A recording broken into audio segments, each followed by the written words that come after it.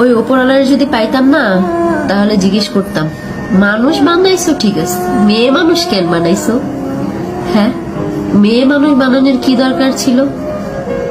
মেয়ে মানুষ আসলেই একটা জিনিস তুমি বানাইছো ওপরওয়ালা, যার সাথে হাজারটা অন্যায় করা যায়, যারে ফুটবলের মতো লাথানো যায়, কোনো কিছু বলার কিছু নেই। মানুষ তো এমনও বলে যে মেয়ে মানুষ জন্ম নিলে নাকি মাটি কাইপা ওঠে, যে মেয়ে মানুষ জন্ম নিচ্ছে মাটিতেও নাকি ভয় পায়। হাই রে, পরিচয় আছে তো, কারোর মেয়ে, কারোর বউ, ওই ছেলে মেয়ের মা, এর থেকে বড় পরিচয় কি চাও? এতটুকুই তো যথেষ্ট। তারপরেও যদি কেউ পরিচয় বানাইতে যায়, তাহলে সমাজের মানুষ কি বলে জানেন? ওই মেয়ে মানুষের সাথে মিশো না, ওই মেয়ে মানুষ ভালো না, রাত বিরতে বেরোয়, চাকরি করে। মেয়ে মানুষকে চাকরি করা মানায়? নিজের পরিচয় করব? মেয়ে মানুষের পরিচয় তো একটাই, হে হইলো কারো বউ, কারো মা। এর থেকে বড় পরিচয় মেয়ে মানুষের হইতে পারে?